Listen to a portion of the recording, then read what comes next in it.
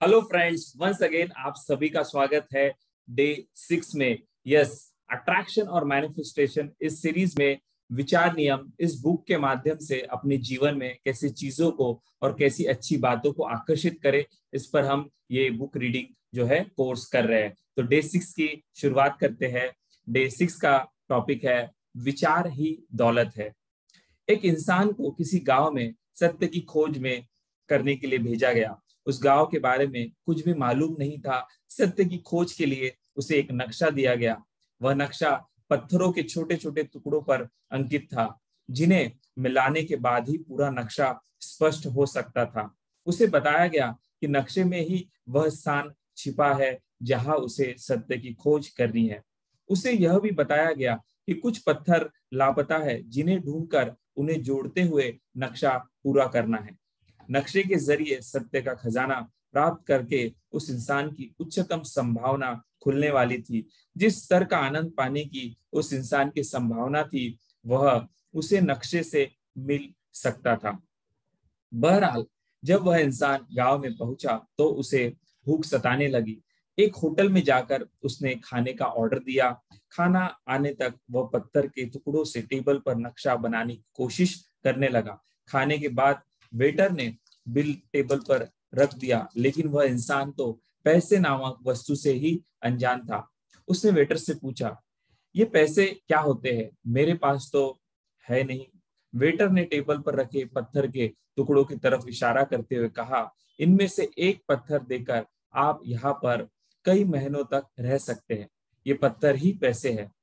Waiter की बातें सुनकर उसे बहुत आश्चर्य हुआ कि जिन्हें वह अब तक पत्थर समझ रहा था, वे ही पैसे थे। उसने वेटर को एक पत्थर दे दिया और उस होटल में ठाठ से रहने लगा। उस एक पत्थर की इतनी कीमत थी कि वह दिन में 3 बार भरपूर खाना खा सकता था और चैन से वहां महीनों तक रह सकता था।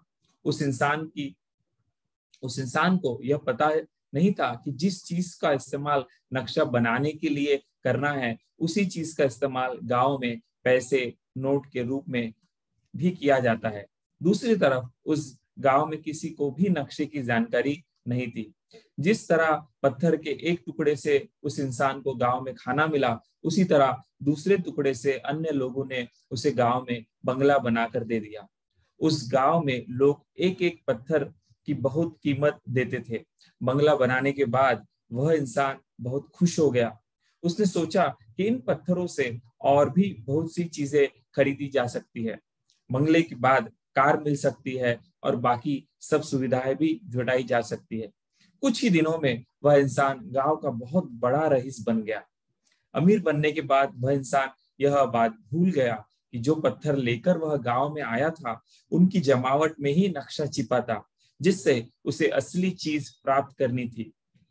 नक्शे की बात भूलकर वह पत्थरों को ही खजाना समझने लगा। उसने दूसरों दूसरों से भी पत्थर प्राप्त किए, मगर उन्हें कभी जोड़कर नहीं देखा। इन पत्थरों से नक्शा पूरा किया जा सकता था, यह बात उसके जहन से पूरी तरह निकल चुकी थी। हकीकत में उसे गांव के लोगों से पत्थर लेने थे और अपना नक्शा पूरा करना था, लेकिन उसने ऐसा नहीं किया।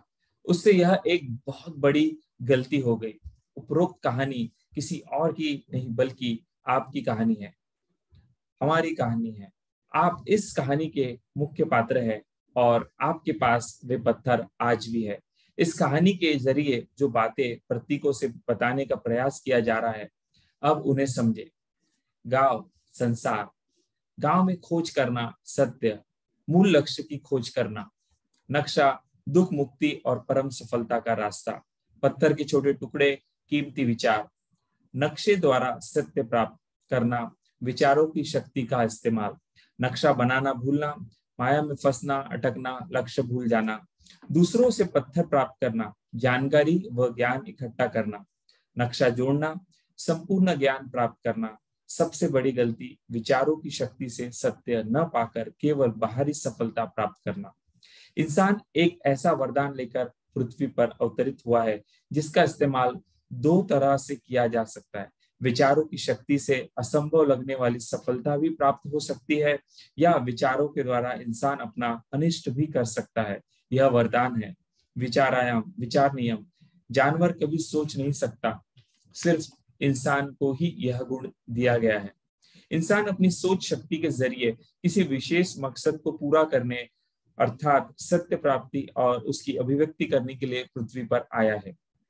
लेकिन वह पृथ्वी पर अपनी सोच शक्ति का इस्तेमाल केवल भौतिक सुख सुविधाओं को पाने के लिए करते रहा है।